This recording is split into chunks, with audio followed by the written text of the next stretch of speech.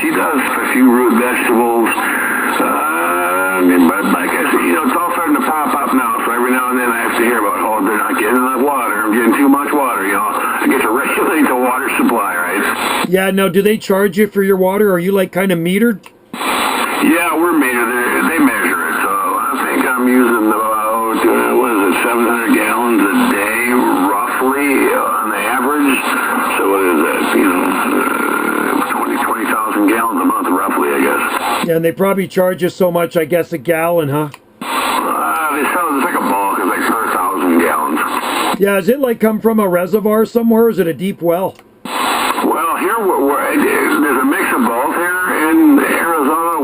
We have our own wells and storage tank. A lot of people pull from all the man-made reservoirs in the mountains right outside of town here. I mean, a lot of Phoenix water comes from the reservoirs.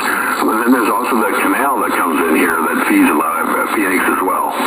Okay, that's cool. Yeah, I didn't know that. Yeah, we're on well here. We have our own private well on our property. It's 200 feet deep. Then it pumps from that drilled well into a 1,200-gallon reservoir tank.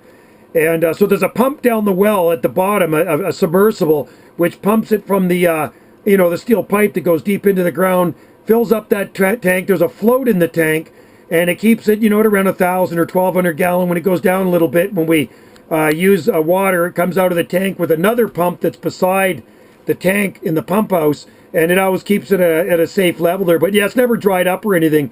And that's about, I think our well is probably about 5 gallons a minute, something like that, or just a little bit less. And but they vary, depends where you're on the island. Some are 50 gallons a minute, artesian. Others are just a dribble, and they dry up. It just really depends what you've tapped into. Oh yeah, exactly.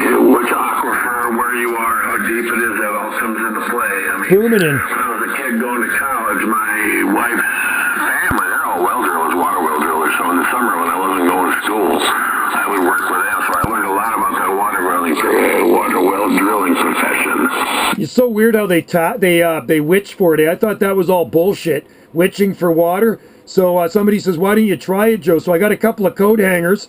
I cut them and I bent them into these one in each hand, and then they stuck out so they could swivel. And I walked out there, not moving my hands, and these things actually crossed. They moved. Oh yeah, I watched my father do that probably for 15 years. He'd use some welding rods. Yeah, it was kind of like that. And you bend them.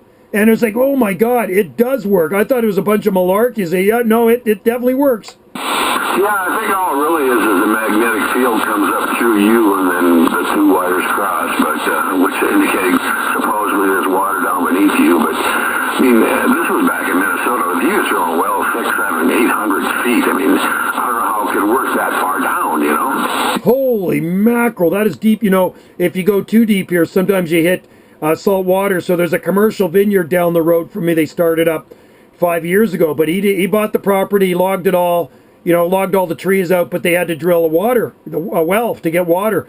So he went down, they drilled it, I think 250 feet, 300 feet, and he got about 5 gallons a minute, which was sufficient. When you get 5 gallons a minute, steady flow, that's good.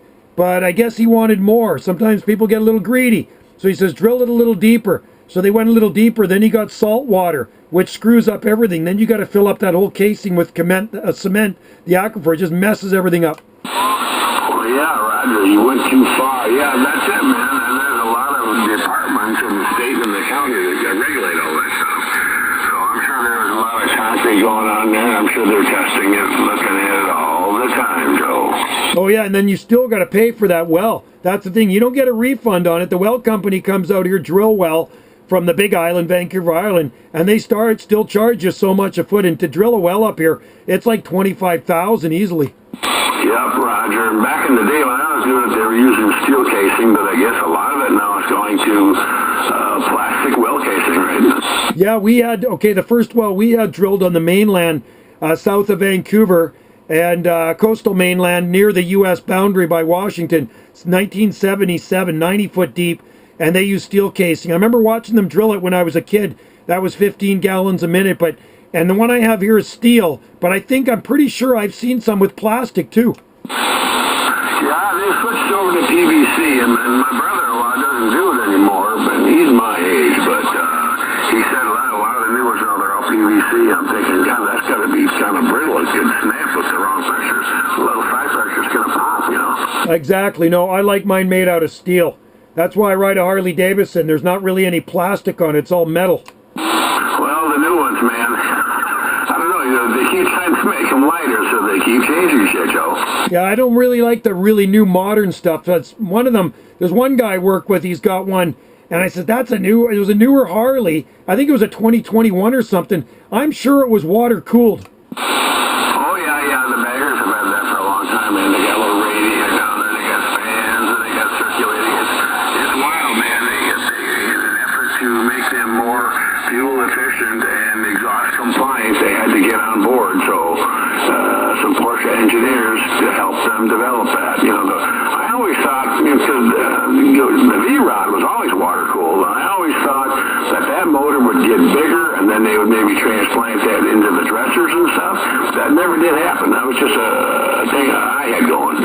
I remember the V-Rods. My buddy had one of those things. It was a fast bike, but it was kind of short-lived, though, huh? They don't make them anymore, do they? No, they were actually, for the most part, man, they were a full-on drag race bike ready to go. So they were quick, man. They were quick.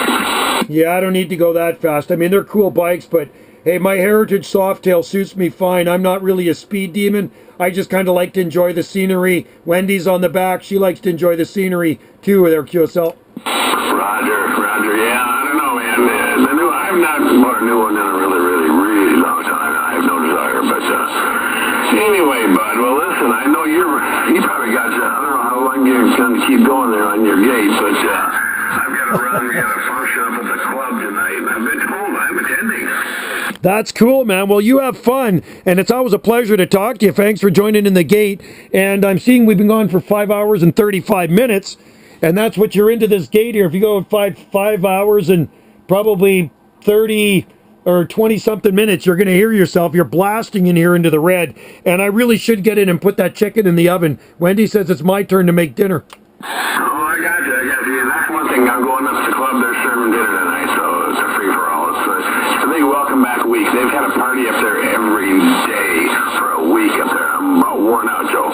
Oh, well, you have fun anyway, man, and get your rest, too. We all need our rest. Hey, I'm 60 now. I find I'm going to bed earlier every night. Yeah, I know. It's weird. You go through a cycle with that deal. I did that for a while, and now I'm back to where I'm a night owl again. That's funny. Last night, I said everybody's feeling kind of tired. We had the wood stove going in the living room. And everybody's going to bed, and I go, then I looked at it, I'm in bed, I go, man, it's only 8 o'clock, holy crikey. Pretty soon I'll be getting home from work and hopping into bed. Oh, that's just bad, man. Don't get to that point, man. You gotta keep going. I know, I hear you, man. Anyway, buddy, hey, you have a good night, and we'll wish you a cheers and 73s, and thanks for tuning in, and we'll talk to you sooner than later. Always good to hear you. You are literally blasting. You said you're on your omnidirectional? I am on the vertical. One of these days I should go turn around the beam and aim it at you and see if it has any impact. Well, you're hitting me 10 and 20 over. There's no need to right now. I tell you, that thing's working, man. Unreal. What type? Was it an Antron? Yeah, it's the taller one, the Max 2000. And what's funny is it's only about 15 feet to the base off the ground, Joe. Mine too. I have an IMAX as well, and I also have an Antron. In my IMAX, I'm going to say maybe 15, 16 foot to the bottom. I'll tell you something funny. So yesterday I'm talking to a guy in Japan on here. And I finished with him. I hear somebody calling me off the back of my beam. This guy's coming in about 9 S units. So I go back to the guy and I said, where are you coming from here? I got a shot of video gate of him. He's coming in from Barbados. He's talking to me from Barbados in the Caribbean there. And I says, well, what are you using for an antenna? He says, oh, just an IMAX 2000. Yeah, sometimes that's all they take, man. I mean, a lot of times you pick stuff up on the vertical, you can switch to the beam if you want to throw a stronger signal their direction, but sometimes you just don't need it, Joe. You don't, man. No, you're blasting. That thing is kicking ass, big time. All right, buddy, I'll let you go. I better go in and prep that chicken breast, nice crispy chicken skin. I got to throw them in the oven. So cheers and beers, man, until we talk again there, 3030 down there in Scottsdale. All right, Joe. Have a good night. Thanks for the cue, somebody. Enjoy your DX and pal. 3030 Scottsdale, and I am out in QRT. Take care. Cheers. Man, good sounding station, huh?